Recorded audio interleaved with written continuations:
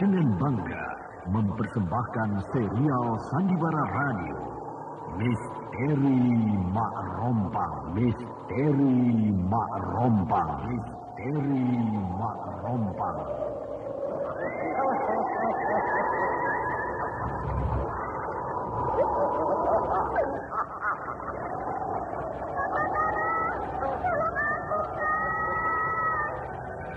Cepat kemari Wulan.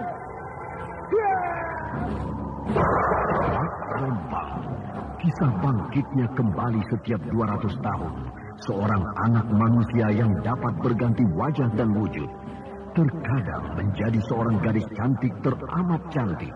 Terkadang menjadi seorang nenek tua renta buruk rupa yang selalu menimbulkan prahara dan malapetaka mengerikan bagi umat manusia.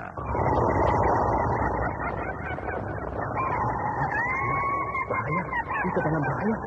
Sina, cepat tinggalkan tempat ini. Tunggu Kamila, aku mau menutup warung dulu. Jangan pikirkan warungmu, pikirkan nyawamu.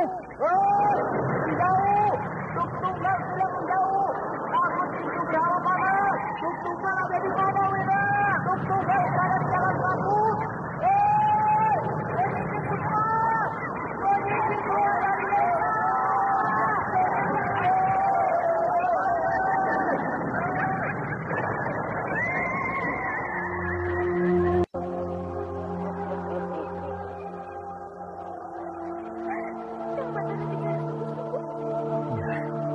Karena saya mencintaimu, Wulandari. Mak Rompang diselingi pula tawa ria penuh canda serta kisah cinta kasih yang penuh dengan liku-pilu kehidupan dari dua insan manusia. Awas tindakanmu, Wulandari.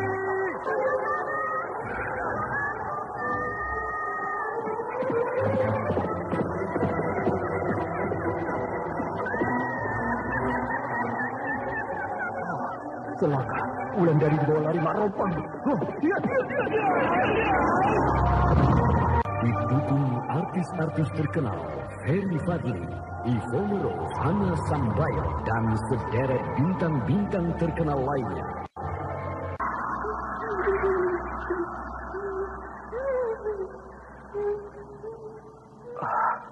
Di mana aku? Kau berada di sebuah lembah yang angker. Lembah yang sering disebut orang dengan nama Lembah Merata.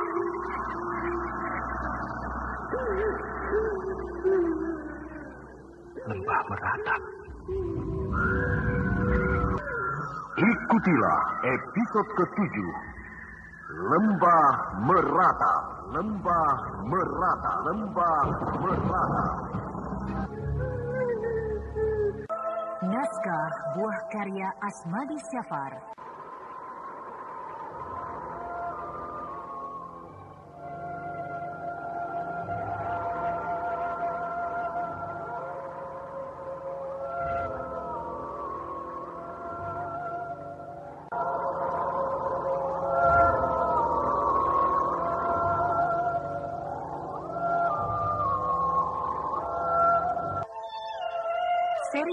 Anda sekarang masih mendengarkan Sandiwara Radio di channel Memori 80. Sebagai Kimpur, sebagai Andita, Ivone Rose sebagai Wulandari, Endang sebagai Suni, Naryo sebagai Kisabrang, Ana Sambayon sebagai Mak Rompang, dan pembawa cerita Neni Sumardi. Teknik dan montase Indra Mahendra dengan sutradara Denny Denhas. Pada kisah yang lalu diceritakan, kawinan Gandini hari 7 malam dihadiri pula oleh Andita. Gadis itu datang sebagai wakil Batara karena Batara tidak bisa menghadiri pesta itu.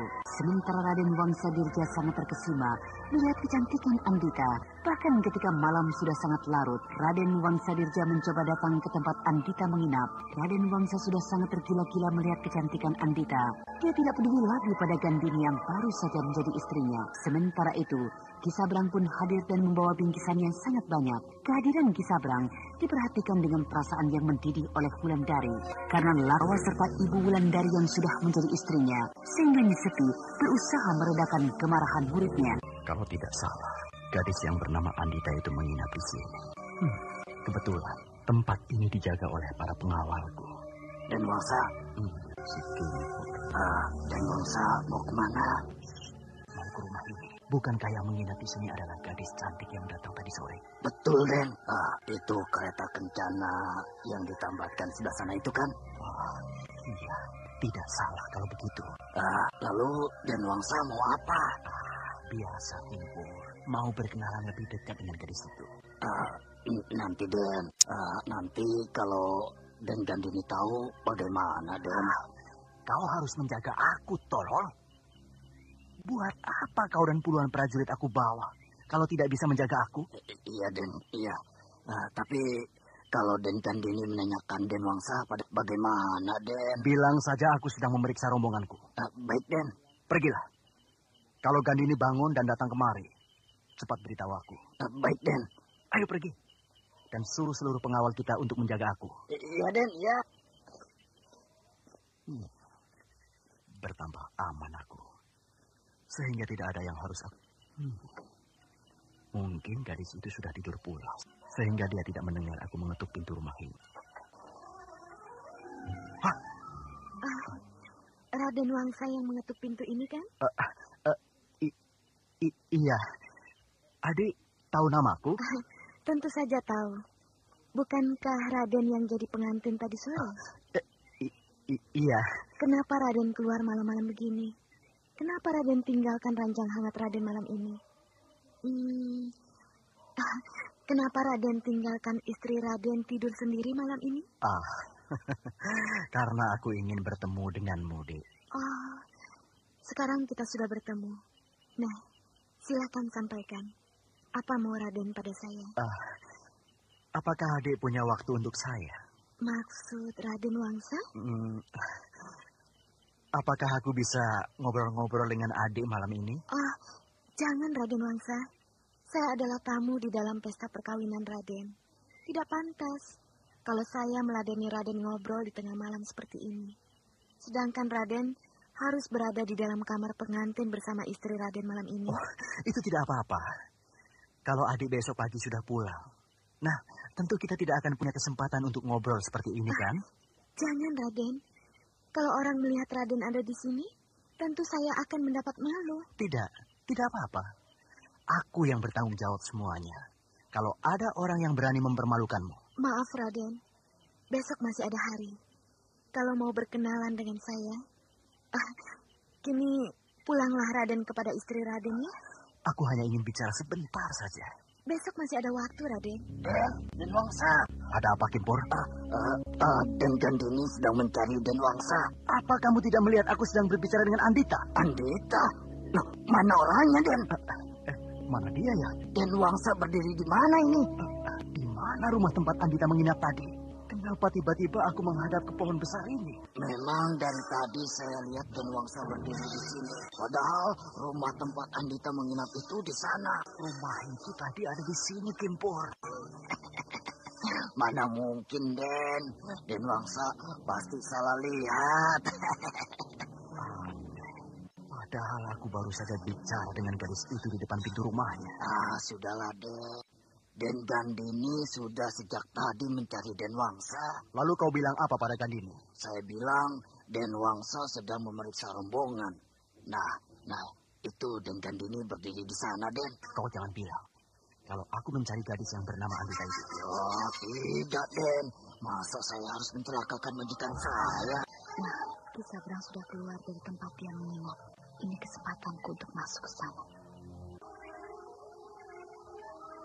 Ternyata pintu ini tidak dipasak dari dalam. Siapa? Saya. Ibu. Wulandari. Anakku. Sudah lama kita tidak bertemu, Bu. Iya, memang sudah lama kita tidak bertemu. Saya rindu, Bu. Ibu juga. Wulan. Kenapa ibu menjadi istri Ki Sabrang? Ya, bukankah ini yang kita cita-citakan, Wulan? Saya tidak pernah punya cita-cita seperti ini, Bu. Karena ibumu ini sudah bosan dengan kepahitan hidup. Padahal ibu tahu, kalau Ki Sabrang itu bukan orang baik. Ki Sabrang orang baik, Bulan. Semua harta yang aku pakai ini bukan milikku, tapi milikmu. Apa bukan orang baik namanya dia? Saya sudah bosan mendengar cerita seperti ini, Bu. Bulan, rumah besar yang ibu tempati juga bukan milik ibu, tapi milikmu. Milikku? Aku tidak mau. Aku tidak pernah punya rumah. Aku tidak mau. Tenanglah dulu, anakku. Mari kita bicara baik-baik. Tidak, aku tidak mau. Betul, Wulan. Ki Sabrang. Tenanglah. Kamu apa? Mari kita bicara baik-baik. Bicara apa lagi? Aku memang sudah membuatkan rumah yang besar beserta isinya untukmu. Lalu? Ya, silakan tempati rumah itu. Silakan kau pergunakan barang-barang yang telah aku sediakan buat. Terus? Ya, setelah itu kau tentu jadi istriku. Kurang ajar. Ibuku sudah jadi istrimu. Lalu aku jadi istrimu. Manusia apa kau ini, Bando tua? Apakah kau separuh manusia, separuh binatang? Bulan, tenanglah dulu. Mari kita bertarung manusia binatang. Mari kita mengadu jiwa. Aku tahu kau sudah berani sekarang karena kau selalu dikawal oleh perempuan sakti di luar sana. Aku tidak mengandalkan siapa-siapa. Mari kita bertarung. Kalau kau membuat keributan di sini, maka kau akan ditangkap oleh para pengawal di sekeliling tempat ini. Karena kau dianggap pengacau yang merusak pesta perkawinan Raden Wangsadirja. Kau licik. Kau betul-betul licik. Sudahlah, Wulan. Kalau kau tidak mau, tidak apa-apa. Ki Sabrang tidak akan memaksamu. Kalau kau tidak mau, tidak apa-apa. Sehingga kau tetap jadi anakku. Karena ibumu adalah istriku. Ibu? Apakah ibu mau bersuamikan manusia bejat seperti ini? Kau salah terima. Sudahlah, kau sekarang tetap jadi anakku. Aku tidak sudi jadi anakmu. Wulandari tersinggung. Ya, karena kau salah membujuknya, Suni. Memang dari dulu anak itu tidak mau jadi istri Ki Sabrang. Sudahlah, aku tidak mau bertengkar. Dengan perasaan yang sangat pedih, Wulandari berlari keluar dari rumah tempat Ki Sabrang dan ibunya menginap. Dia berlari dan berlari terus, dan tiba-tiba gadis itu jatuh pingsan. Pingsan karena tidak tahan melihat kenyataan yang terjadi pada kehidupannya. Sebelum tubuh sintal dan indah itu jatuh ke tanah, tiba-tiba sebuah bayangan putih telah menyambar tubuhnya. Bayangan putih itu tidak lain adalah Nyi Sepi. Nyi Sepi membawa Wulandari menjauh dari keramaian itu, supaya Nyi Sepi bisa mengobati murid kesayangannya. Sementara Ki Sabrang sedang melangkah menuju rumah utama tempat Raden Wangsadirja tinggal. Raden Wangsa belum tidur? Oh, Ki Sabrang, dari mana? Ya, sedang mencari angin segar untuk menenangkan pikiran saya, Den. Oh. Den Wangsa belum tidur selarut ini. Aku tidak bisa tidur. Bukankah lebih enak tidur di samping istri yang baru, Den? Ya, tidak juga. Aneh juga Raden Wangsa ini. Boleh saya menemani Den Wangsa di sini? Boleh. Apakah Den Wangsa sudah melihat kenyataan tentang penyakit Kilura? Sudah, tampaknya akan sulit untuk sembuh. Jadi sudah bisa saya yang menggantikannya, bukan? Tetap tidak bisa. Kenapa begitu, Den? Kan aku sudah katakan, Ki Rekso hanya bisa digantikan kalau dia sudah meninggal dunia. Iya, Den. Iya, saya ingat. Tapi kalau sudah meninggal, saya bisa kan menjadi lurah di desa ini, Den? Itu tergantung keputusan kerajaan. Tolonglah, Den. Tolonglah perjuangkan nasib saya pada kerajaan. Saya akan memberi imbalan yang lebih besar pada Den Wangsa kalau ini berhasil. Berapa Ki Sabrang berani membayar aku? Akan saya bayar lebih besar dari yang dulu-dulu. Betul? Betul, Den. Saya berjanji. Baik, akan aku bicarakan nanti dengan Ramanda Panglima. Terima kasih, Den. Terima kasih banyak. Aku harus bertemu dengan Mak Rompang malam ini juga. Aku harus minta bantuan. Bagaimana caranya membunuh Ki Rekso? Mana bunga kambojaku? biasanya ada di dalam lipatan baju ini. Aku ada di sini, Sabrang. Oh, Rompang malam ini tampak semakin muda. Apa yang kau kehendaki dariku? Aku tidak pernah bisa membunuh Ki Rekso bila sudah berhadapan dengan laki-laki itu, Marompang. Lalu? Tolonglah aku, Marompang. Bunuhlah Ki Rekso supaya aku bisa menjadi lurah di desa ini. Apa kau tidak tahu kalau aku sedang tidak bisa mendekat ke rumah Ki Lurah? Kenapa begitu, Marompang? Karena ada kekuatan aneh yang mendorong keluar dari tempat ini. Kekuatan apa, Marompang? Kau tidak akan mengerti walau aku terangkan kepadamu. Lalu bagaimana dengan urusanku, Marompang? Kalau kau berani membunuh Ki Rekso dengan cambuk yang aku pinjamkan padamu, maka kau akan berhasil. Tapi aku tidak pernah berani. Lalu? Tolonglah bunuh Ki Rekso itu. Aku tidak bisa ke sana. Apa kau tidak mengerti aku bicara? Baiklah. Oh, kekuatan itu datang lagi mendorongku. Marompang menghilang. Ki Sabrang masih terpana di tepi hutan, sedangkan Mak Rompang sudah jauh melayang di dalam kegelapan malam. Lalu Ki Sabrang meraba perlahan-lahan cambuk kuda yang dipinjamkan Mak Rompang beberapa hari yang lalu.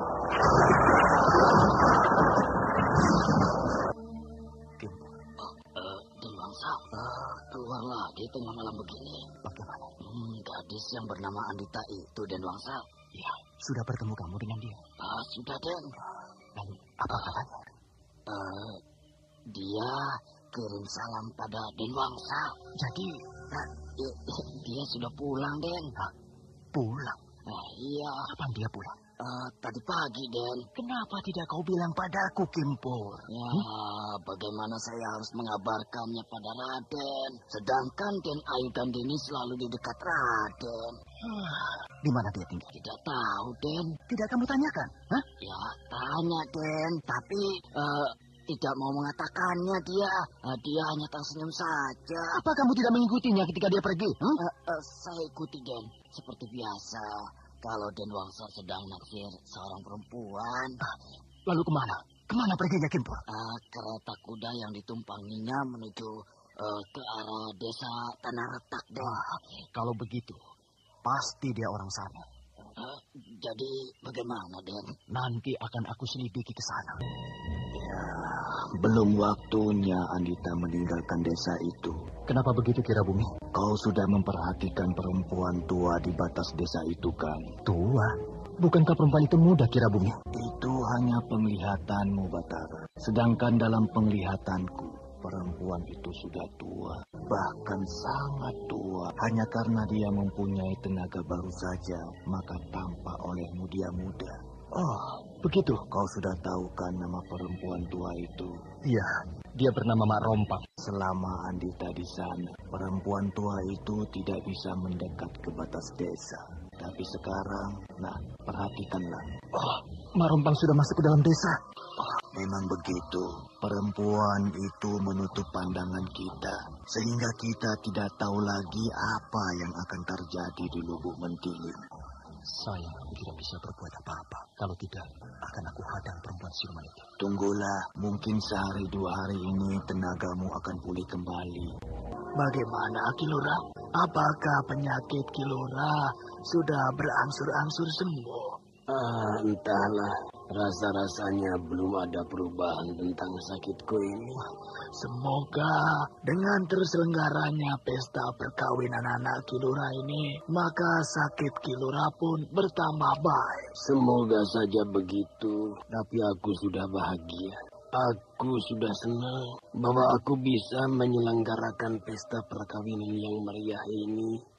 Sehingga aku tidak akan menyesal kelak di kemudian hari. Iya, Ki Lurah. Pesta perkawinan ini adalah pesta perkawinan yang sangat meriah. Seluruh penduduk desa merasakannya.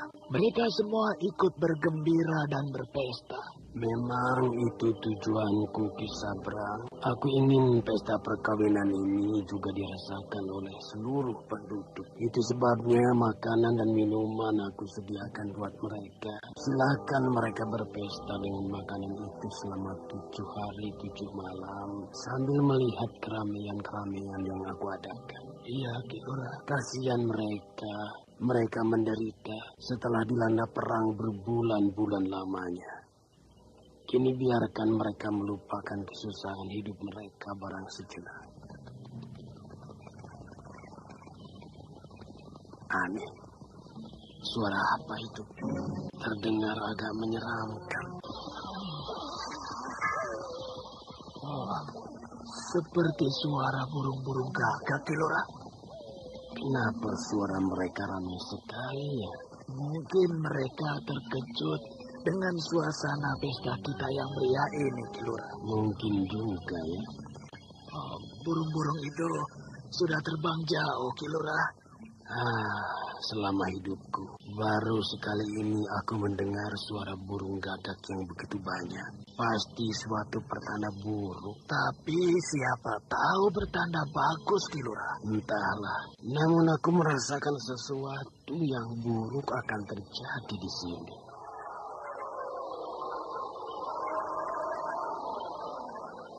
Rasanya alun-alun desa. Anda sekarang masih mendengarkan Sandiwara Radio di channel Memori 80.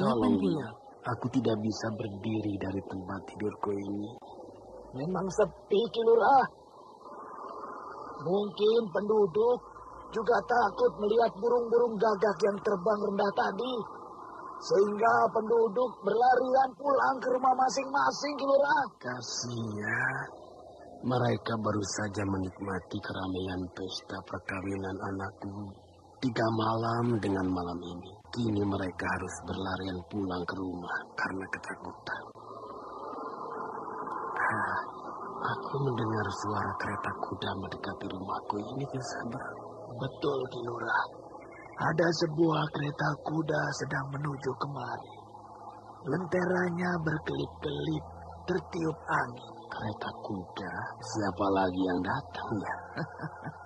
Tentu saja tamu Ki Lurah yang datang untuk mengucapkan selamat atas perkawinan anak Ki Lurah.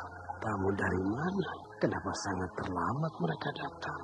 Aku yakin kereta kuda itu adalah kereta kuda Mangrove. Kereta kuda itu berhenti di muka rumah ini kan, Ki Sabrang? Betul, Ki Lurah.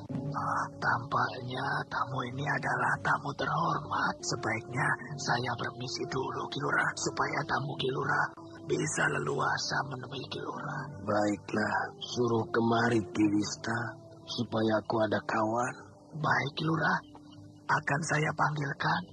Saya mohon diri, Ki Lurah. Iya. Ki Lurah memanggil saya. Oh, Wista, duduklah. Ya. Temani aku di sini. Ya, Ki Lurah. Kemana perginya Ki Sabrang tadi? Dia kembali ke tempat dia menginap, Ki Lurah. Cuma Ki Sabrang itu agak aneh sekarang. Aneh kenapa?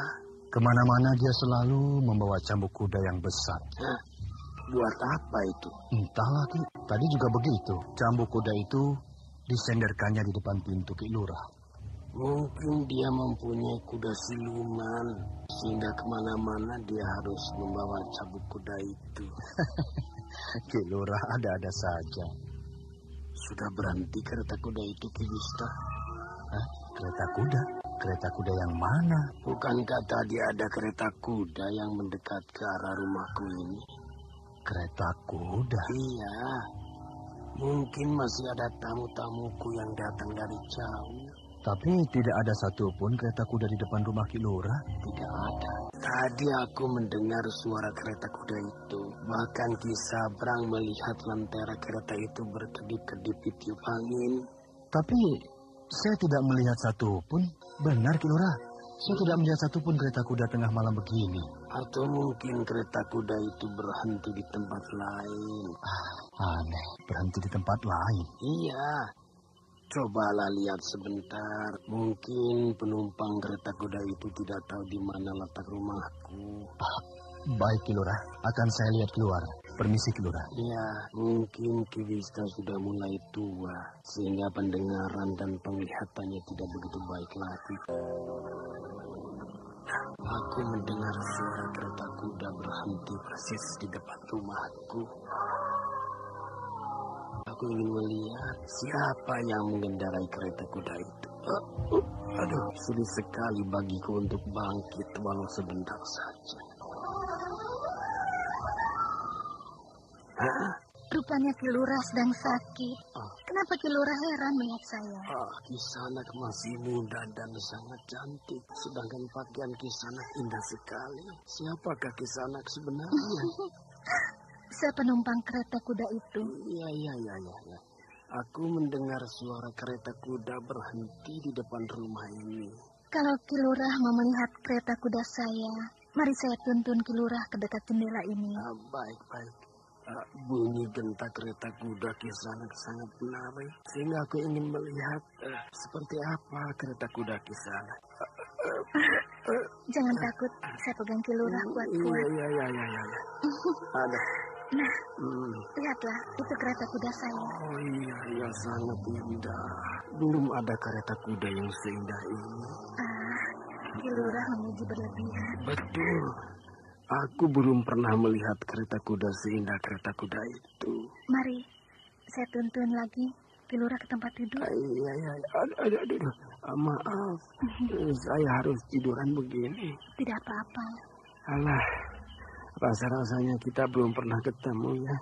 Pernah sekali. Hah? Tapi mungkin Kilura lupa. Di mana ya? Ya, sudahlah. Itu tidak penting. Yang penting adalah kedatangan saya ke sini.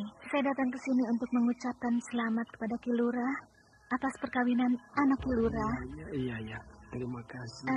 Hanya saya tidak membawa hadiah apapun buat kedua pengantin. Yang saya bawa justru obat untuk menyembuhkan sakit Kilura.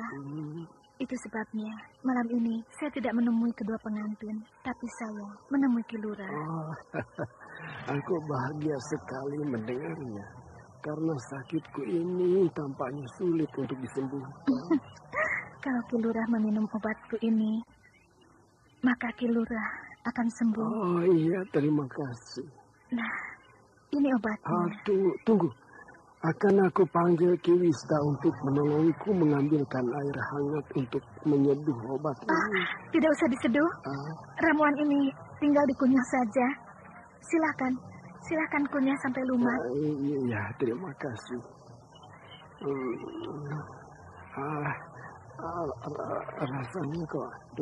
Rasanya pahit sekali. Kunyah terus. Iya. Jangan pedulikan rasanya. Kunyah terus. Kalau rasanya pertama pahit. Kunyah terus, biadab. Lidahku seperti disengat ular. Kunyah terus. Jangan banyak tingkah. Tolong. Aku bisa mati kalau begini. Kau memang harus mati, Kilura. Siapa? Tatap aku baik-baik. Pasti kau kenal aku. Kau yang bertempur dengan aku dulu. Kau yang menyerang aku dengan cambuk kuda dulu. Iya, aku. Dan kini cambukku akan kembali menyerangmu. Iya. Kau cambuk titik lemahmu. Hanya dengan menyerang titik lemahmu, maka kau akan mati lurah keparat. Iya.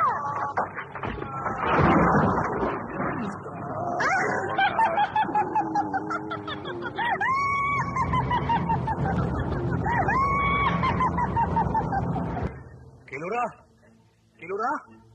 Kereta kuda itu tidak ada. Kilura! Mulut Kilura mengeluarkan darah. Kilura! Oh, Gusti yang Maha Agung. Kenapa Kilura harus meninggal di dalam perayaan pesta perkawinan anaknya ini? Paring tewas dengan mulut mengeluarkan darah segar, menyerang Kirekso pada titik lemah Kiluk desa berlarian ke sana kemari, dicemas. Semua menjadi panik. Kirekso tewas di tangan Mbak Rompang Pembunuhan terjadi atas desakan Kisabrang pada Mak Rompang, sehingga perempuan siluman itu melaksanakannya. Apalagi setelah Andita meninggalkan desa itu, sehingga Mak Rompang bisa dengan leluasa memasuki Lubuk Mentilin. Namun Kisabrang tampaknya tidak akan bisa dituduh terlibat di dalam pembunuhan ini, karena di saat Kirekso terbunuh, Kisabrang tidak berada di dalam kamar Kirekso. Kang Wangsa, kenapa hampir setiap malam Kang Wangsa keluar rumah meninggalkan saya? Apa sebenarnya yang Kang Wangsa cari? Aku belum terbiasa tidur di rumahmu ini, Kandini. Dan lagi kebiasaanku, kalau bepergian jauh begini, selalu memeriksa rombonganku di waktu malam. Kenapa begitu, Kang? Ya, karena negara sekarang dalam keadaan tidak aman. Sehingga aku takut bila tiba-tiba ada serangan. Kang Wangsa Dirza tidak usah khawatir. Kampung saya ini aman. Musuh tidak akan berani mendekat kemari. Ya, sekedar berjaga-jaga apa salahnya? Tapi malam ini, mau kan Kang Wangsa menemani saya? Mau kan Kang Wangsa tidak keluar malam ini? Kenapa begitu? Tidak bagus kan dilihat orang kalau setiap malam saya mencari Kang Wangsa. Dan lagi, apakah saya sebagai istri hanya untuk dilihat saja? Kang Wangsa belum pernah menyentuh saya walau sedikit pun. Iya, iya. Suara kentongan. Kentongan tanda bahaya? Ya, suara kentongan tanda bahaya. Betul kan apa yang aku katakan? Negeri ini sedang tidak aman. Itu sebabnya aku selalu keluar malam hari. Ya, ayo Kang, cepat ambil senjata. Mungkin orang-orang Singasari masuk dan menyerang kemari. Ya. Kesini Kang, di sini ada jalan pintas. Ya. Ada apa? Ada apa? Ada apa? Ya, ya. Kang Wangsa, kemari. Gandini, kemari. Cepat kemari. Ada banyak sekali di kampung rumah Kilurah. Ada apa? Ada apa di sana?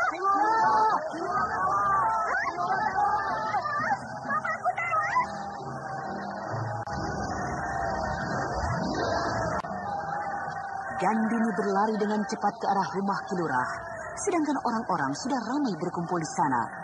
Bahkan tampaknya seluruh penduduk desa menuju rumah Kilurah. Ketika Gandini sudah dekat, orang-orang memberi jalan buat dia. Sementara Wangsa Dirja sudah berada di sana bersama dengan para pengawalnya. Gandini memperhatikan mayat ayahnya. Darah segar masih keluar dari mulut Kilurah, sehingga Gandini tertegun melihatnya. Perlahan-lahan, air mata menetes dari pelupuk mata Gandini. Lalu perlahan-lahan, diletakannya kepala Kilurah di pangkuannya. Gandini berusaha menahan tangis karena dulu bapaknya pernah berkata, bagi seseorang yang sudah menjadi seorang perwira kerajaan, pantang baginya untuk menangis, walau kesedihan yang teramat sangat sedang melandanya. Tapi apakah pantang? Apakah seorang perwira kerajaan tidak boleh menangis? Yang meninggal itu adalah bapak kandungnya. Akhirnya, Gandini tidak peduli lagi apakah dia itu seorang perwira atau bukan. Kini dia ingin menangis. Menangis sepuas-puasnya. Siapa yang telah melakukan pembunuhan ini? Siapa Krista? Tidak tahu, Den. Saya hanya menemui Kilurah sudah mati. Anda sekarang masih mendengarkan Sandiwara Radio di channel Memori 80.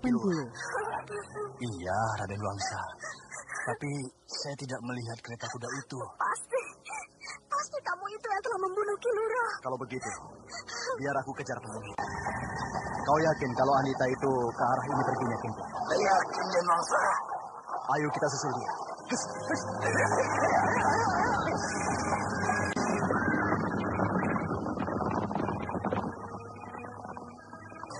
Sudah sampai di mana kita ini, Kimpo? Bentar lagi kita memasuki desa Tanah Retak, Den. Sebaiknya kita memperlambat lari kuda-kuda kita, Den Wangsa. Kenapa begitu, Kimpo? Kita sudah memasuki gerbang desa. Ya. Kenapa berhenti, Kimpo? Supaya lebih leluasa, Den Wangsa. Kenapa berhenti? Supaya lebih leluasa, Den. Kita lebih leluasa bertanya kepada penduduk desa ini. Di mana tempat tinggal Andita itu, Den? Kalau begitu, kita berkuda perlahan-lahan saja. Iya, Den. Lebih baik begitu.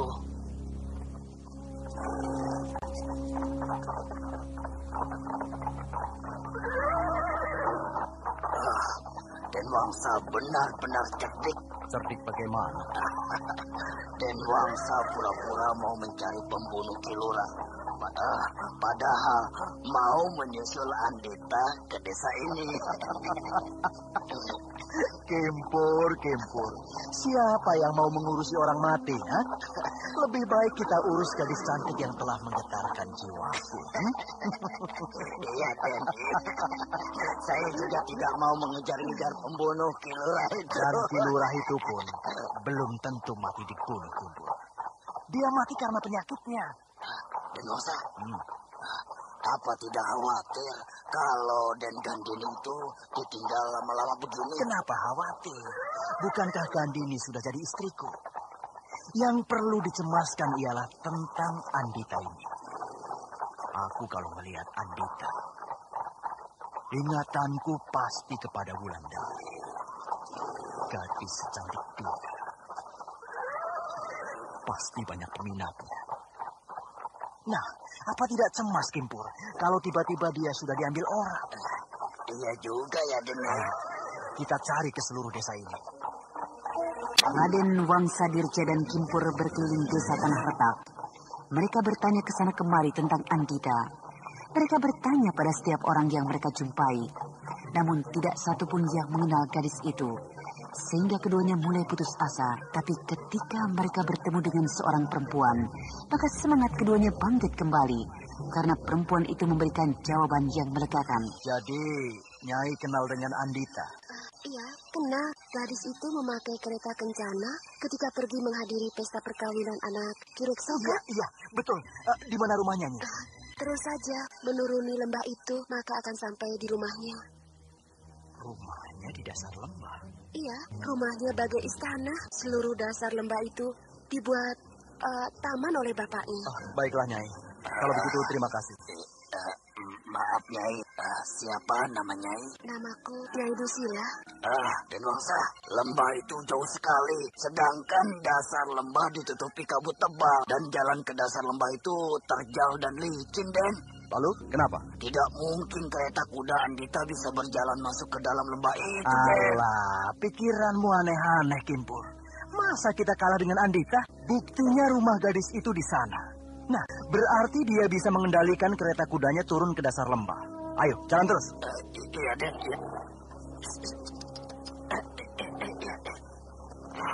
Den, kuda saya ini tidak mau meneruskan perjalanan, Den. Ayo, maju. Kuda Den Wangsa juga tidak mau melarikan. Iya ya, kenapa ya, Kimpur? Itu berarti ada yang tidak beres di depan kita, Den. Jadi kau takut? Bukan saya takut, Den. Tapi kuda-kuda kita tidak mau meneruskan perjalanan. Den Wangsa, kabut di depan kita semakin tebal, Den. Kita tidak akan bisa melihat jalan. Kita harus bertahan di dalam kabut ini, Kimpur. Sebentar lagi kabut ini akan hilang di tiup angin. Iya, Den. Den Wangsa, lebih baik kita kembali saja. Jangan takut, tolong. Kau lihat, Kimpur. Hari terang kembali. Den Wangsa, lihat. Ada laki-laki berdiri di depan kita. Hah? Siapa Kisana? Aku bernama Rabumi. Mengapa Kisanak menghalangi jalan kami? Supaya kalian berdua tidak meneruskan niat kalian turun ke dalam lembah itu. Apa Kisanak tidak tahu? Kalau Kisanak berhadapan dengan Raden Wangsa Dirja? Aku tidak peduli siapa Kisanak berdua. Yang penting Kisanak jangan turun ke dalam lembah itu. Nah, lihatlah apa yang ada di belakangku ini. Jurang. Kisanak berdua telah tertipu. Jalan ke dalam lembah ini bukan dari sini, tapi dari sana. Mari kita tempuh jalan itu, Kimpur. Tenang dulu. Apa sebenarnya yang akan Kisanak cari di dalam lembah itu? Aku akan bertamu ke rumah Andita. Rumah Andita bukan di dasar lembah itu, Kalau Kisana berdua turun juga ke sana, maka Kisana tidak akan bisa kembali. Karena bahaya sedang menunggu Kisanak di sana. Bahaya apa? Bahaya dari Nyai Dusila. Ingat, lembah itu bernama Lembah Meratap. Bila Kisanak berdua turun juga ke sana, maka Kisanak berdua akan mati. Dan arwah Kisanak berdua akan meratap di dalam lembah itu sampai akhir zaman. Den, laki-laki itu hilang dari hadapan kita, Den. Iya, dia hilang, Kimpur. Oh, kau pernah mendengar tentang lembah Meratap ini, Kimpur? Pernah, Den. Lembah Meratap ini lembah yang angker, Den. Kadang-kadang bisa dikunjungi orang sampai ke bawah. Kadang seperti yang kita alami ini, penghuni lembah ini angker, Den. Mungkin Nyai Dusila tadi ingin mencelakakan kita, Kimpur. Ya, sehingga kita disuruh kemari. Mungkin Nyai Dusila tadi penghuni lembah ini, Den. Kalau begitu, mari kita pergi, Kimpur. Iya, Den. Sudahlah, Den Gandini. Tidak usah bersedih terus. Setiap manusia pasti akan mati. Setiap manusia punya perjanjian tentang kematian pada Sang Penciptanya. Nah, Kilura sudah sampai pada perjanjiannya. Ki Sabrang, aku tahu. Nah, kini kita tunggu hasil pengejaran yang dilakukan oleh Raden Wangsadirja terhadap pembunuh Kilura. Iya, Ki Sabrang. Hari sudah larut. Aku kembali dulu ya. Iya, Ki Sabrang.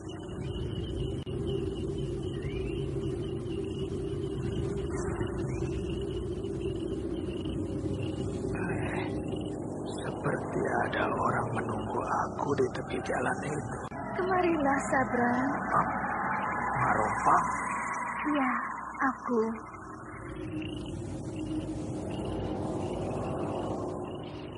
Sudah senang hatiku. Setelah Ki Rekso aku bunuh dengan racun. Sudah, Marompang. Aku sangat gembira sekali. Karena tidak ada lagi orang yang menghalangi cita-citaku. Apa tanda terima kasihmu padaku? Apa saja yang dibebankan padaku akan aku laksanakan, Marompang. Cari dan bunuh Ki Mujur. Aku harus membunuh Ki Mujur? Iya, itu tanda balas jasamu padaku. Celaka. Ki Sabrang terhenyak hatinya ketika dia mendengar permintaan Mak Rompang karena dia tahu siapa sebenarnya Ki Mujur. Membunuh Ki Mujur sama juga dengan bunuh diri karena laki-laki tua itu sangat sakti. Sementara Raden Wangsadirja tidak jadi meneruskan niatnya untuk turun ke dalam lembah Meratap setelah dia tahu betapa angkernya lembah itu. Sudah 2 hari 2 malam, Raden Wangsa belum juga datang. Mungkin Raden Wangsa masih mengejar pembunuh, Kilura. Kalau sudah 2 hari pengejaran belum juga tertangkap, itu berarti tidak akan tertangkap. Dan seharusnya Raden Wangsa tidak usah meneruskan pengejaran. Raden Wangsa harus segera pulang. Saya lebih setuju kalau Raden Wangsa pulang membawa pembunuh itu daripada pulang dengan tangan hampa. Pikiranmu pikiran apa itu, Wista? Ya, pikiran saya masih jernih, Ki Sabrang. Seluruh penduduk desa ini juga ingin tahu siapa pembunuh pemimpin mereka. Bahkan penduduk desa ingin mengadili pembunuh itu dengan cara mereka sendiri. Ki Wista, apa kamu pikir pembunuh Ki Rekso itu orang sembarangan? Hah? Dia berhasil membunuh Ki Rekso, berarti dia mempunyai ilmu yang tinggi. Karena Ki Rekso bukanlah orang biasa, tapi orang yang juga berilmu tinggi. Maksud saya, lebih baik Raden Wangsadirja itu pulang saja kemari. Banyak pekerjaan Ki Lurah yang harus dikerjakannya. Kalau hanya sekedar meneruskan pekerjaan Ki Rekso, itu soal mudah. Tapi yang kita pikirkan, siapa yang akan menggantikan Ki Rekso? Kalau menurut kebiasaan, pengganti Ki Lurah adalah anaknya sendiri. Tidak bisa.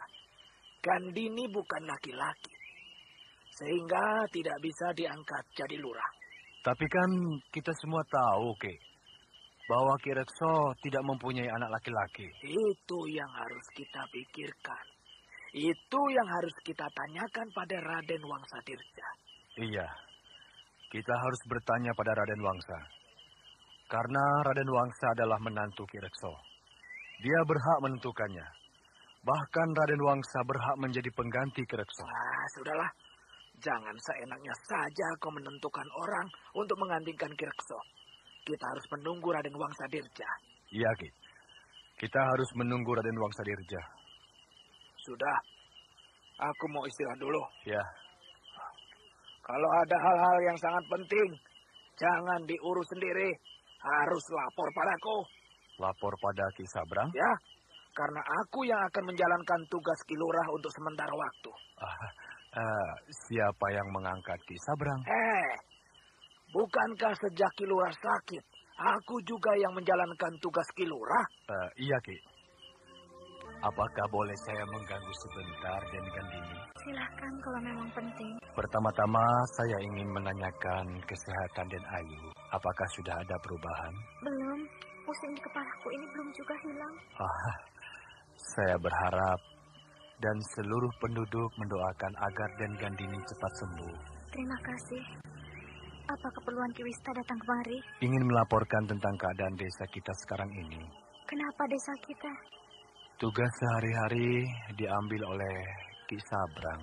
Lalu? Itu saja, Den. Karena menurut aturan, tentu tugas Ki Rekso akan diambil alih oleh Den Gandini sendiri. Karena Den Gandini adalah anak satu-satunya dari Ki Rekso. Kalau hanya sementara, biarlah. Mungkin habis purnama ini aku akan sembuh. Sehingga aku bisa mengurus tugas Ki Lurah seterusnya. Baik, Den.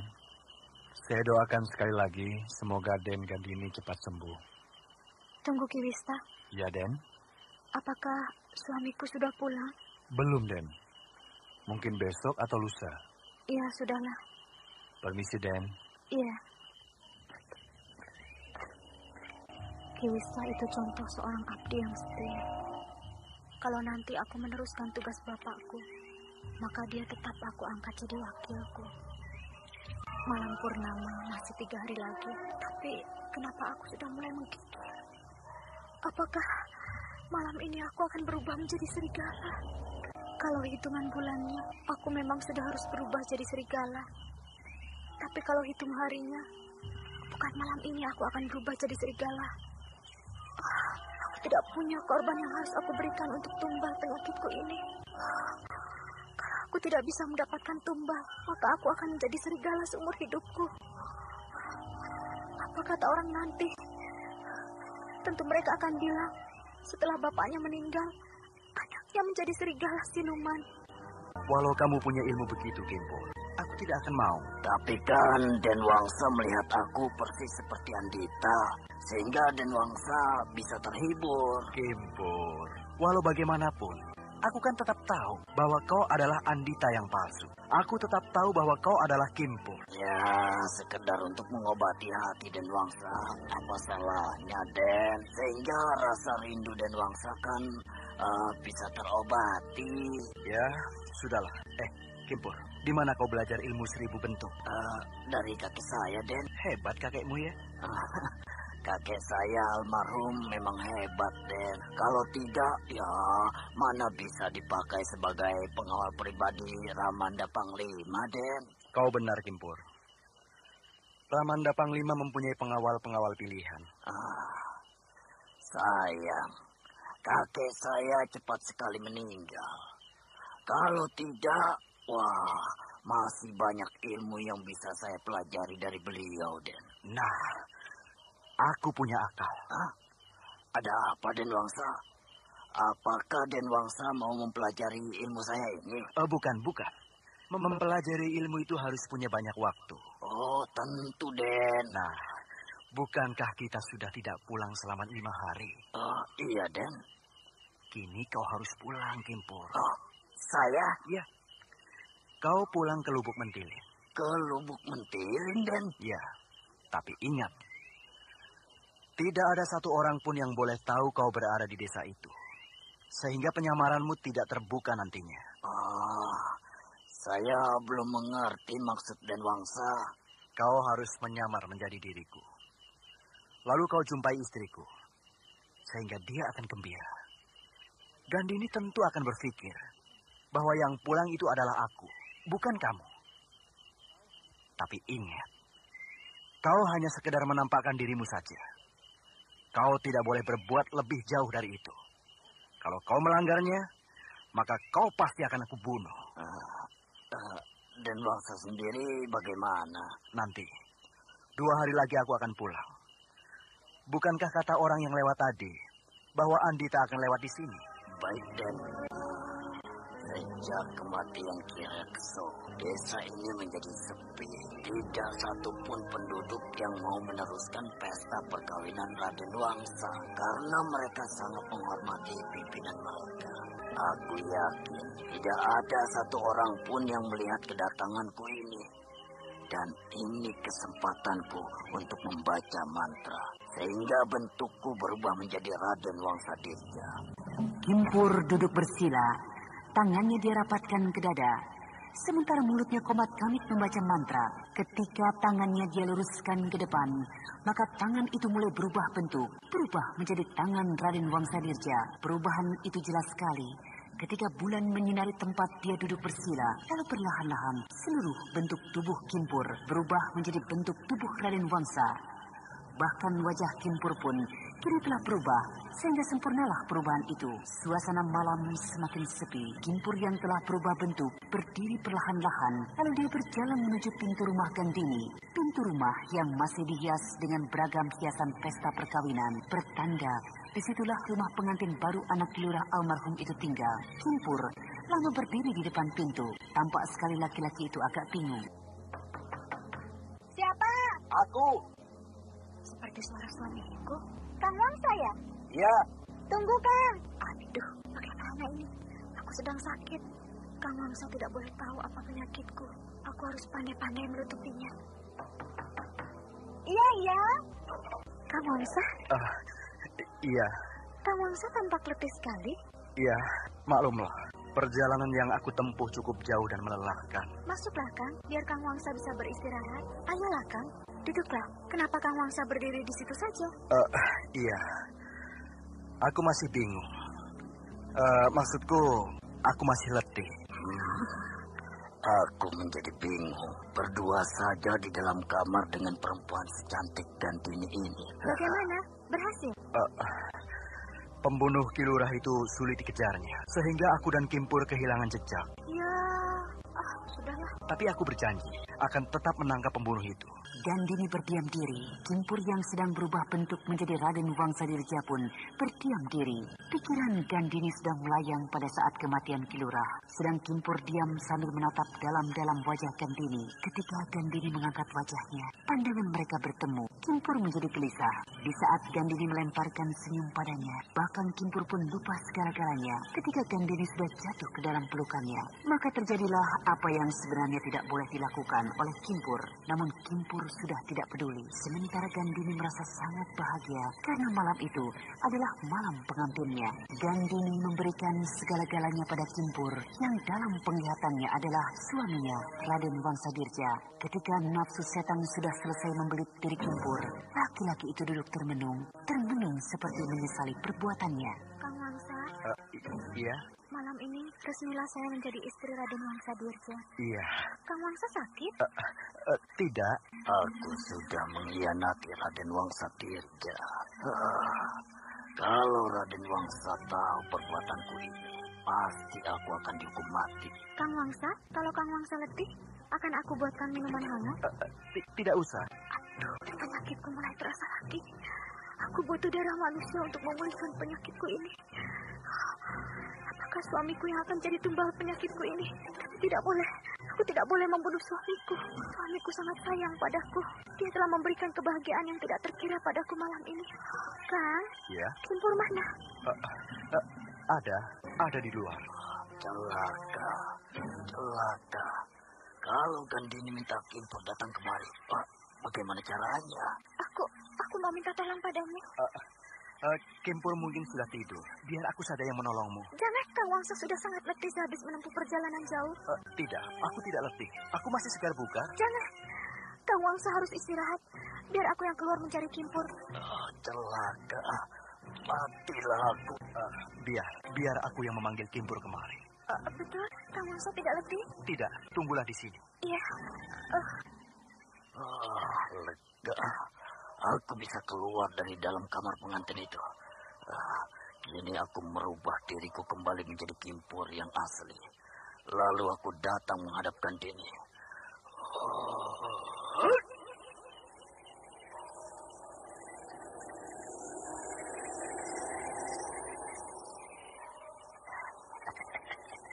Nah, kini aku datang sebagai Kimpur yang asli.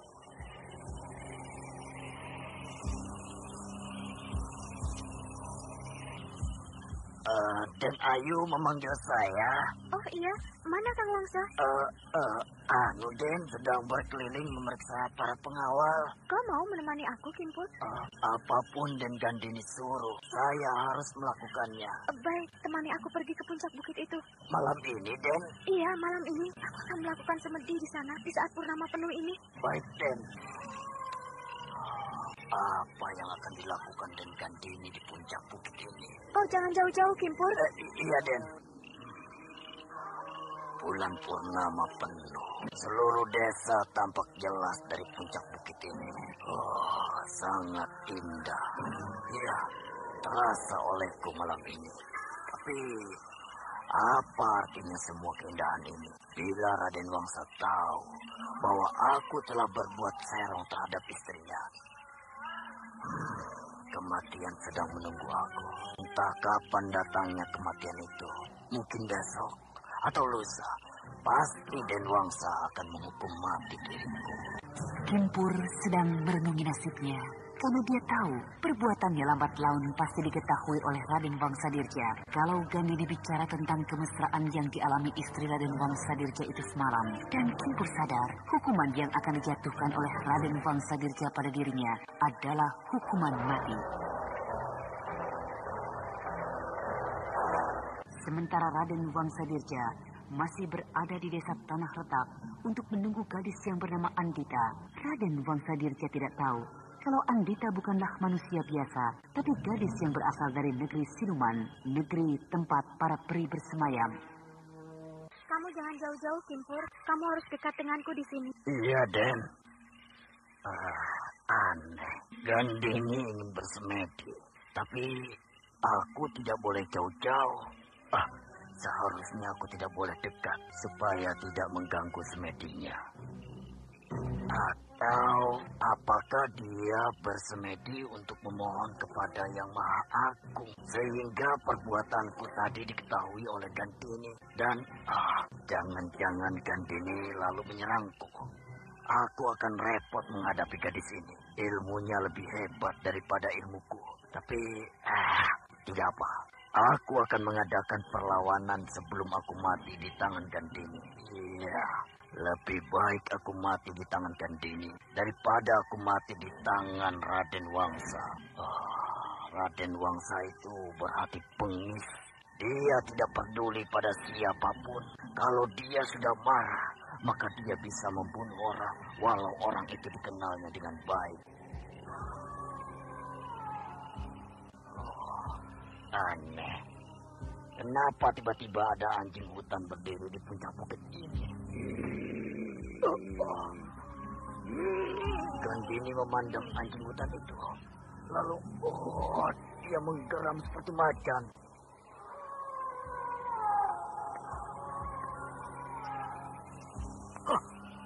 Tangan Gandini mulai berbulu. Ini kaki Gandini juga mulai berbulu. Apakah Gandini sedang melatih sebuah ilmu?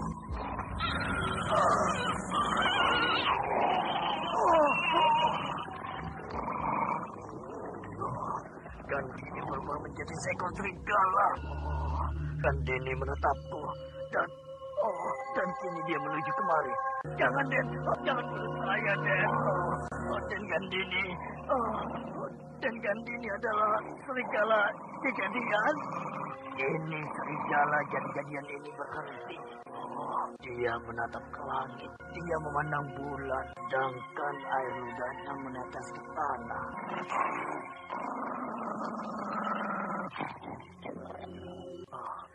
Ini serigala itu mengolong ke arah bulan. Ini kesempatan untukku melarikan diri.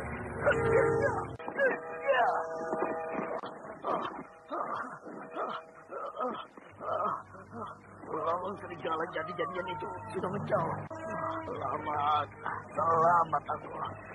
Selamat aku dari terkaman binatang siluman itu. Ya, akan aku laporkan pada Denwangsa bahwa istrinya adalah serigala jadi-jadian. Sehingga Denwangsa pasti menceraikan istrinya. Sehingga selamatlah aku dari hukuman Denwangsa.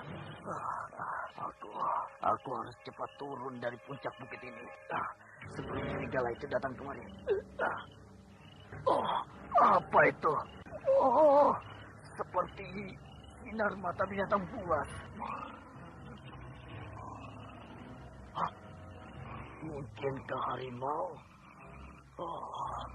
Sinar mata binatang itu persis di hadapanku. Hanya dia agak terlindung di semak-semak, sehingga aku tidak bisa melihat jelas wujudnya. Apa boleh buat? Kalau harimau, aku akan hadapi dengan pedang pendekku ini. Serigala siluman itu menghadangku. Anda sekarang masih mendengarkan Sandiwara Radio di channel Memori 80. Memamerkan taring-taringnya.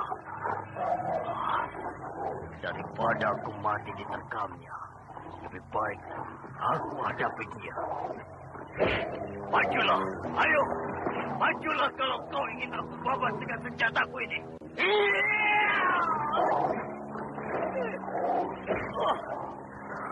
Gila. Binatang ini tidak mempan dibacok.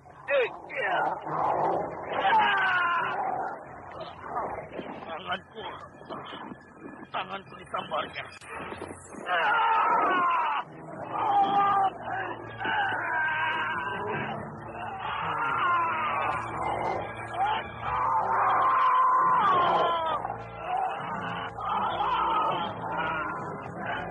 Akhirnya, dalam sekali terkam yang mematikan, Kimpur terhempas ke tanah dan pingsan. Serigala jadi-jadian itu lama menatap tubuh mangsanya. Lalu dengan buas dan lahap, dia jelati darah yang menetes keluar dari tubuh yang lemah itu. Sementara cahaya bulan perlahan-lahan mulai redup disaput awan. Dan bersamaan dengan itu, tubuh serigala itu perlahan-lahan pula berubah menjadi Gandini kembali. Gandini meninggalkan tubuh Kimpur yang disangkanya telah mati itu. Kimpur, sebenarnya kau adalah pengikut suamiku yang sangat setia. Tapi apa boleh buat, aku harus membunuhmu. Kalau tidak, maka aku akan menjadi serigala seumur hidupku. Namun, aku menyayangkan kematianmu ini.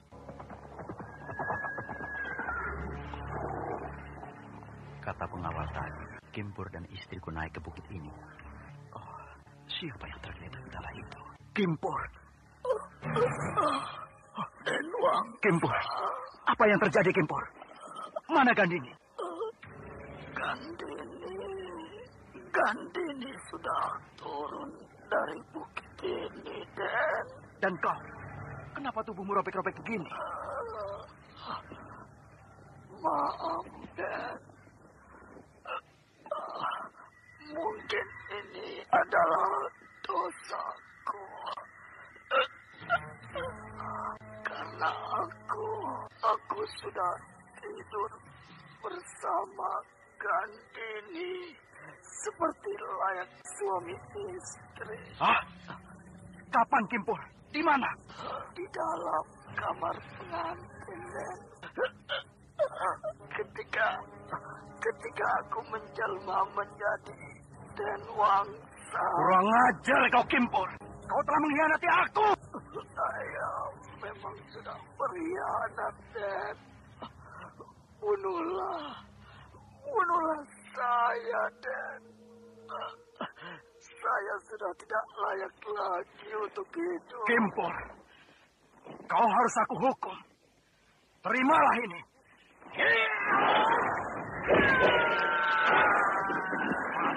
Mati kau pengkhianat. Di mana Kang Wangsa tidur tadi malam? Di luar bersama para pengawalku. Kau sudah mendengar berita tentang Kimpur? Belum. Kenapa dia? Dia tewas tadi malam. Tewas? Padahal dia menemani aku ke puncak bukit tadi malam. Dia tewas di puncak bukit itu. Oh, kasihan. Apa yang kau cari di puncak bukit itu tadi malam, Kandini? Mencari Kang Wangsa. Mencariku? Saya mencari Kang Wangsa supaya Kang Wangsa kembali pulang. Bukankah sebenarnya lebih bahagia bila setelah kita melewatkan malam pengantin kita tadi malam, kita tetap berdua di dalam kamar pengantin kita? Istriku rupanya tidak tahu kalau yang tidur bersama dia tadi malam adalah Kimpur. Tapi aku tidak akan membukakan rahasia ini pada dia, karena ini adalah kesalahanku. Kang Wangsa tidak tahu kalau yang membunuh Kimpur tadi malam itu adalah aku. Kang Wangsa bahagia kan dengan malam pengantin kita tadi malam? Bahagia? Sudahlah, tidak usah Kang Wangsa pikirkan kematian Kimpur. Mungkin suratan tangannya sudah begitu. Ya, aku memang tidak memikirkan kematiannya. Bagaimana dengan kelanjutan pemerintahan di desa ini? Kenapa harus bertanya padaku, Gandini? Karena Kang Wangsa sudah menjadi suamiku, tentu semua tergantung Kang Wangsa. Apalagi seluruh penduduk di sini menunggu keputusan Kang Wangsa untuk menunjuk siapa yang harus meneruskan menjadi pimpinan desa. Sedangkan sudah ada orang yang bertindak sewenang-wenang ingin menjadi lurah. Siapa orang itu, Gandini? Ki Sabrang. Kalau dia ingin jadi pimpinan desa ini, apa salahnya? Jadi Kang Wangsa menyetujuinya? Kenapa tidak? Ki Sabrang bukan orang dari daerah ini, Kang. Dan lagi, bukankah aku anak Ki Rekso? Sudah sepantasnya aku meneruskan jabatan Ki Rekso. Karena bapakku dan juga nenek moyangku yang mendapat persetujuan dari kerajaan untuk jabatan itu. Kau perempuan, Gandini. Tidak akan mampu kau memimpin desa ini. Tapi Kang Wangsa suamiku, kan? Apa salahnya Kang Wangsa yang menjabat pekerjaan itu? Ya, memang begitu. Tapi untuk sementara, biarlah Ki Sabrang yang mengerjakan pekerjaan itu. Karena pekerjaanku di kota raja sangat banyak. Aneh Kang Wangsa ini. Istriku sudah tidur dengan pulas. Sedangkan mataku tidak mau dipejamkan. Pikiranku selalu pada Andita. Kapan aku bisa menemui gadis itu? Apa itu? Seperti ada orang yang mengintipku dari balik pintu itu. Siapa? Aku. Suara perempuan muda. Kang. Dia memanggilku. Kang Wangsa? Ya? Betul. Perempuan itu memanggilku. Siapa dia ya? Suaranya lembut sekali. Kang Wangsa? Iya. Aku harus temui dia. Kalau istriku bangun, maka aku tidak bisa menemuinya. Siapa yang memanggil aku? Tidak ada siapa-siapa. Tapi aku jelas sekali mendengar namaku dipanggil orang. Kang? Nah, itu. Kang Wangsa? Betul. Ada perempuan cantik memanggilku. Siapa kamu? Saya. Adik Gandini. Kimpur yang bilang pada saya. Apa katanya? Dia bilang dia memakai ilmu 1000 muka. Sehingga wajahnya mirip Kang Wangsa. Kenapa dia bilang padamu? Karena kami satu perguruan. Oh, begitu. Lalu? Istri Kang Wangsa tidak tahu kalau dia sudah dilaknati oleh Kimpur. Namun saya berpesan, kalau kelak istri Kang Wangsa hamil, Kang Wangsa harus mengakui bahwa anak yang dikandungnya adalah anak Kang Wangsa. Karena walau bagaimanapun, semua itu adalah kesalahan Kang Wangsa. Saya harus tidur. Hari sudah larut malam. Mana kamarmu? Itu. Tunggu. Raden Wangsa Dirja masih berdiri di tengah ruangan, sementara gadis yang tidak lain adalah Mak Rompang itu melemparkan senyum. Sebelum dia memasuki kamar yang ditunjuknya tadi, darah muda Raden Wangsa bergejolak cepat. Pikiran-pikiran kotornya mulai mempengaruhi dirinya. Kang Wangsa keluar rumah lagi tadi malam? Tidak. Tapi kenapa Kang Wangsa tidak ada di dalam kamar ketika saya bangun tengah malam tadi? Aku ada di ruangan tengah. Oh. Kamu punya saudara? Saudara perempuan? Iya, benar. Kan saya sudah bilang bahwa saya adalah anak tunggal. Jadi tidak punya ya? Tidak. Kenapa sih, Kang? Tidak. Ada orang yang mengaku saudara saya? Tidak. Sekarang ini memang banyak orang begitu. Maksud mereka tentu ingin kedudukan bapak saya. Ya tidak juga. Aku hanya ingin tahu saja kok. Jadi siapa yang aku jumpai tadi malam? Kang Wangsa sedang memikirkan sesuatu? Tidak. Maafkan saya, Raden Wangsa. Saya mengganggu sebentar. Ada apa, Ki Wisla? Ki Sabrang mau menghadap Raden berdua. Suruh dia masuk. Baik, Raden. Mau apa Ki Sabrang menghadap kita pagi-pagi begini, Kang Wangsa? Entahlah. Raden Wangsa dan Raden Ayu Gandini, ini Ki Sabrang. Maaf Raden Wangsa dan Raden Ayu, saya mengganggu Raden berdua pagi ini. Ada apa Ki Sabrang? Mau melaporkan tentang tugas yang saya emban beberapa hari ini, Raden Wangsa. Tugas sebagai lurah desa ini? Iya, Raden Wangsa. Lalu? Ada beberapa orang penduduk desa yang tidak patuh pada perintah-perintah saya. Bahkan mereka tidak mengakui kalau saya adalah pengganti Ki Rekso. Kamu memang sebagai pengganti Ki Rekso. Tapi itu kan sementara. Nanti bila surat dari kerajaan telah menunjuk kamu sebagai pengganti Ki Rekso, maka barulah kamu resmi jadi Ki Lurah di desa ini. Iya, Den. Tapi penduduk-penduduk itu tidak mau tunduk pada saya. Walau saya hanya baru sementara sebagai pimpinan di desa ini. Tunduk atau tidaknya mereka, itu tergantung Ki Sabrang. Kalau Ki Sabrang berbuat sewenang-wenang terhadap mereka, tentu mereka tidak akan tunduk. Karena Ki Sabrang bukan pimpinan mereka. Dan harus Ki Sabrang ingat bahwa yang akan menjadi pimpinan desa ini harus keturunan Ki Rekso. Jadi aku peringatkan, Ki Sabrang jangan sewenang-wenang terhadap penduduk di desa ini. Iya, Den. Maaf, Den Wangsa. Ada apa lagi? Maaf, saya terpaksa menghadap Den Wangsa di sini. Bicaralah yang jelas. Tidak usah berbisik-bisik. Itu, Den. Tadi Den Gandini bicara begitu.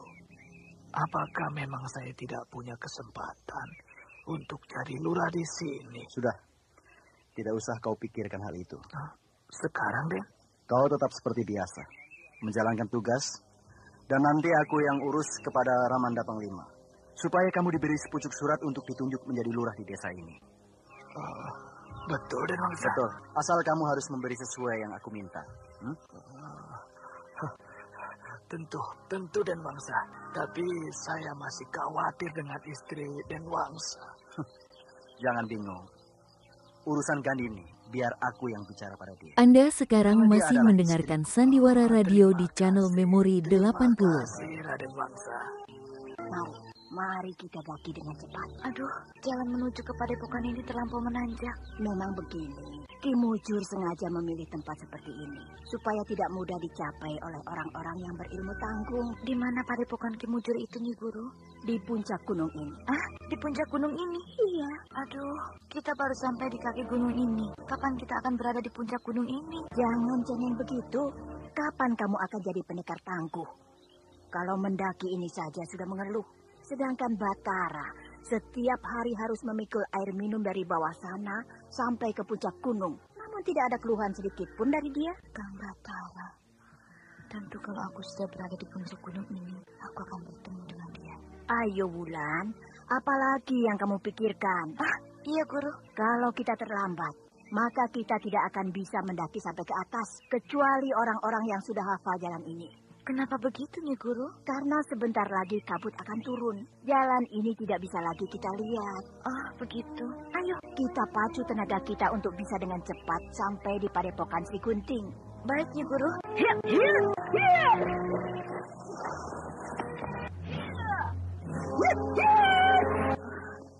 Berbahaya. Jalan setapak ini terjal dan sempit. Gerakan guruku sangat ganteng dan lincah, sedangkan aku rasanya sudah sangat letih. Ketika kedua guru dan murid itu masih berlari mendaki jalan yang sempit dan terjal, sedangkan di kiri kanannya menganga jurang yang dalam, di belakang mereka tampak kabut berarak menutup seluruh lembah, sehingga jalan yang baru saja mereka lewati sudah tidak tampak lagi. Namun bila Wulandari mendongakkan kepala ke puncak Gunung Raya, masih tampak langit membiru, sedangkan angin gunung menerpa menusuk tulang. Puncak Gunung Raya sudah sangat dekat dengan mereka, seolah-olah dalam sekejap mereka bisa raih. Lalu ketika Nyi Sepi dan Wulandari mengayunkan kaki seayun dua, Tibalah mereka pada sebuah dataran yang agak luas. Di sana tampak sebuah gubuk yang terbuat dari bambu kuning yang sudah tua. Gubuk itu kokoh, walau tampaknya bukan baru didirikan kemarin atau lusa oleh pemiliknya. Di sudut dataran yang agak sempit, tampak Ki Mujur sedang duduk bersila di atas batu. Matanya tertutup, sedangkan kedua telapak tangannya dirapatkan di depan dada. Nafas Ki Mujur terlihat sangat teratur. Nyi Sepi dan Wulandari tidak berani mengganggu laki-laki tua itu, karena mereka tahu bahwa Ki Mujur sedang melakukan semedi. Lalu kedua guru dan murid itu pun melakukan semedi. Keduanya mencoba mengatur nafas mereka yang sudah memburu ketika mendaki jalan ke puncak gunung tadi. Sudah lama kalian datang? Sudah, Ki Mujur. Sudah sejak tadi. Oh, maaf. Aku tidak dapat menyambut kalian berdua sebagaimana layaknya tamu. Karena aku tidak bisa melepaskan semadiku. Kami yang sebenarnya sudah lancang datang kemari, sehingga mengganggu semedi Ki Mujur. Hari ini adalah hari terakhir semadiku. Sehingga memang sudah saatnya aku menyelesaikannya. Tampaknya ada sesuatu yang Ki Mujur inginkan, sehingga Ki Mujur melakukan semedi tapa brata. Karena sudah hampir 2 bulan, muridku pergi tanpa berita. Sehingga aku gelisah. Aku harus melakukan semadi untuk menghilangkan kegelisahan hatiku ini. Gusti, tidak ada rupanya kekasihku di tempat ini. Padahal rinduku sudah tidak tertahan. Kemana muridmu pergi, Ki Mujur? Ketika aku dan Batara dalam perjalanan pulang kemari, tiba-tiba Batara ingin kembali ke desa Tanah Retak. Padahal desa itu sudah jauh kami tinggalkan. Mungkin 2 hari perjalanan, sehingga Batara ingin mempergunakan ilmu penembus ruang dan waktu. Aku tidak mengizinkan. Tetapi tampaknya anak itu tidak punya pilihan lain, kecuali kembali ke Tanah Retak. Sehingga aku tinggalkan dia sendiri di perjalanan itu, tanpa berkata sepatah pun lagi. Berarti Ki Mujur takut dia dimakan ilmunya sendiri, bukan? Iya. Karena dia belum sempurna betul menguasai ilmunya itu. Ki Mujur, dia anak laki-laki. Biarkanlah dia menimba pengalaman sebanyak-banyaknya. Tidak usah dirisaukan. Seharusnya memang begitu. Kata orang, kalau mempunyai murid laki-laki, lebih repot menjaganya daripada mempunyai murid perempuan. Murid laki-laki akan pergi dan terbang kemana saja. Sedangkan murid perempuan, ya, seperti muridmu ini, kemana kau pergi, tentu dia akan berada di sampingmu. Kalau kau bilang jangan, tentu dia akan berhenti mengerjakannya. Sedangkan murid laki-laki, belum kita mengatakan jangan, dia sudah selesai mengerjakan pekerjaan yang tidak kita sukai itu. Ya, tapi entahlah, akhir-akhir ini pikiranku selalu pada dirinya. Ya. Murid perempuan pun tidak semudah yang Ki Mujur kira untuk menjaganya. Untuk itulah aku datang kemari. Kau datang untuk muridmu ini. Ada apa yang terjadi pada dirinya? Sebenarnya, yang pertama-tama tujuanku datang kemari untuk melihat keadaanmu. Apakah Ki Mujur tidak kurang satu apapun? Kau mulai aneh, Nyi Sepi.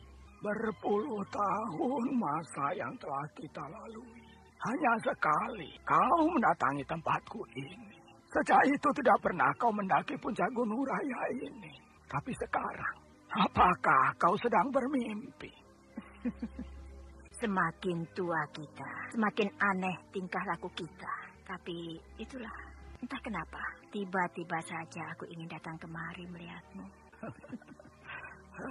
Bagus, bagus. Keinginanmu seperti ini yang aku tunggu-tunggu puluhan tahun lamanya. Akhirnya datang juga. Walau sudah sangat lama. Nah, kini ada apa dengan muridmu ini? Ki Mujur, umur kita semakin berangsur surut. Iya. Sedangkan muridku dan muridmu bertambah dewasa juga. Dan tentu kita sama-sama tahu bagaimana hubungan keduanya, bukan?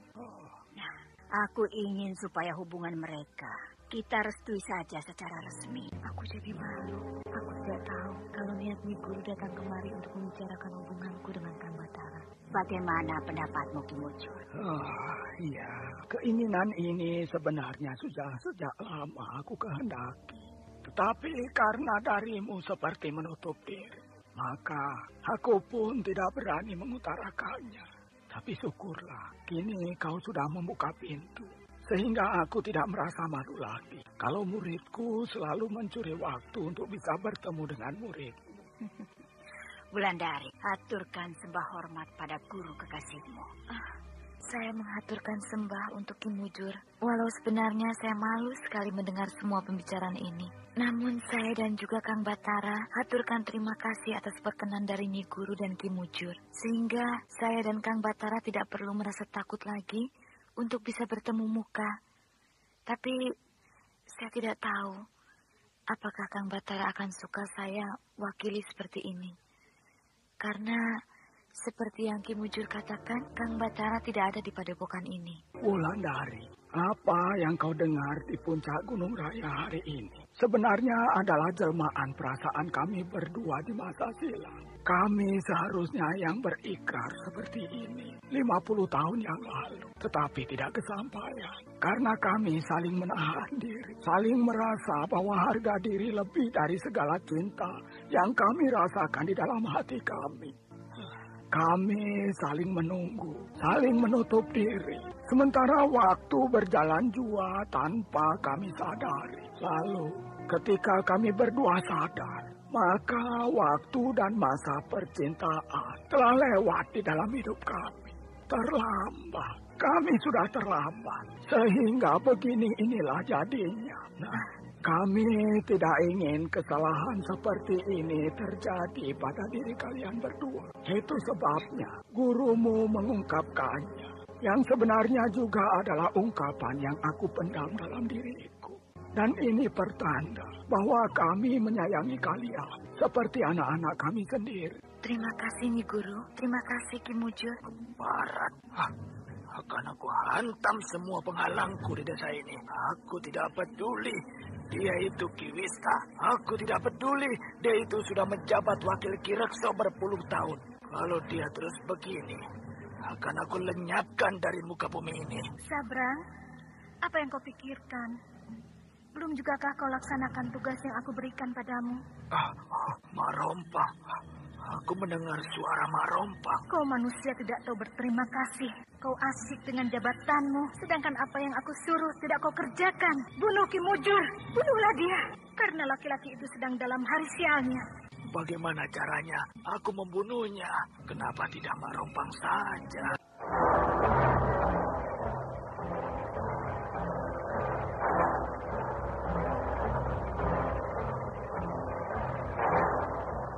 Nah, saudara pendengar yang berbahagia, bagaimanakah kisah ini selanjutnya? Untuk mengetahui jawabannya, ikutilah terus serial Sandiwara Radio ini di radio kesayangan Anda. Demikianlah tadi serial Sandiwara Radio, Misteri Marompang, episode ke-7, Lembah Meratap. Dipersembahkan oleh Denhas Adia Suara. Bekerja sama dengan PT Sinar Effendi Murni, produsen tablet obat kuat Aladina, obat terlambat bulan Menpas Kapsul, tablet obat kuat dan pegal limu Duta Rema, dan jamu godok Jab Gorilla. Terima kasih atas perhatian Anda. Sampai jumpa.